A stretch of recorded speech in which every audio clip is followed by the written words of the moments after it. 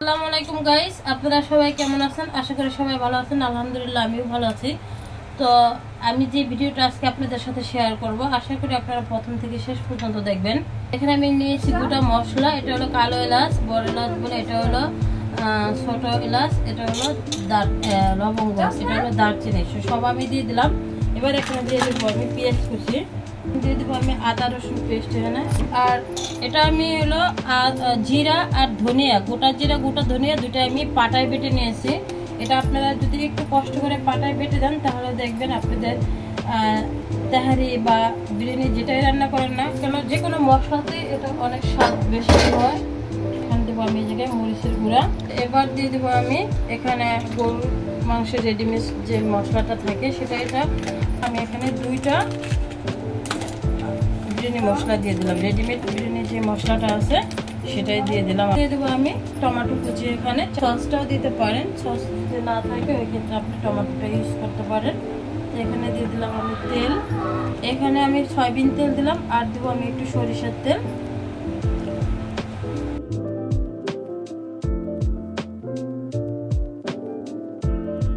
আমি আরেকটু সরিষার তেল দিব।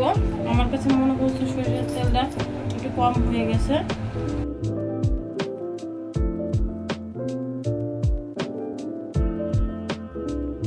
এবার আমি গোশটা এখানে একবারে ছোট ছোট করে কেটে রাখছিলাম, গরুর গোশটাকে আমি সেটা দিয়ে দিলাম। আর আমি টক দইটা পুরোটাই দিয়ে দিলাম। এখানে আমি একটা টক দিয়ে নিয়েছিলাম, এটা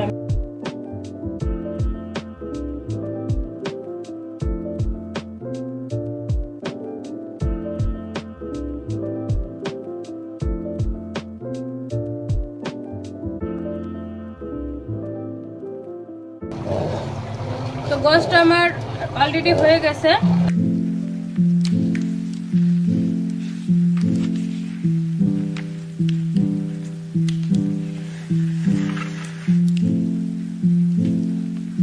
তো এখন আমি বিরিয়ানিটা বসাবো। তো এখানে আমি কিছু গোটা মশলা দিয়ে দিছি।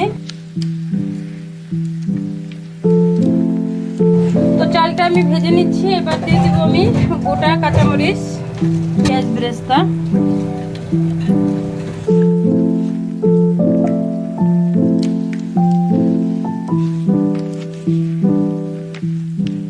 এখন আমি দিয়ে দেবো স্বাদ মতো লবণ, দিয়ে দেবো আমি কেওড়া জল, দিয়ে দেবো আমি গোলাপ জল,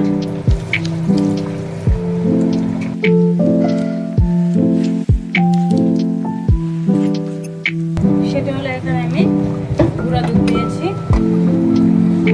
গুঁড়া দুধ গুলাই রাখছি। গুঁড়া দুধটাকে আমি এখন দিয়ে দেবো এখানে।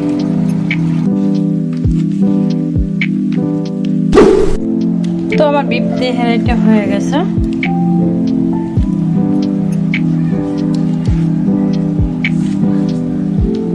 এখন আমি দিয়ে দিব অল্প কিছু বেরেস্তা এটার উপরে ছড়িয়ে। তো আমি বিফ তেহারিটা পাকায় নিয়েছি।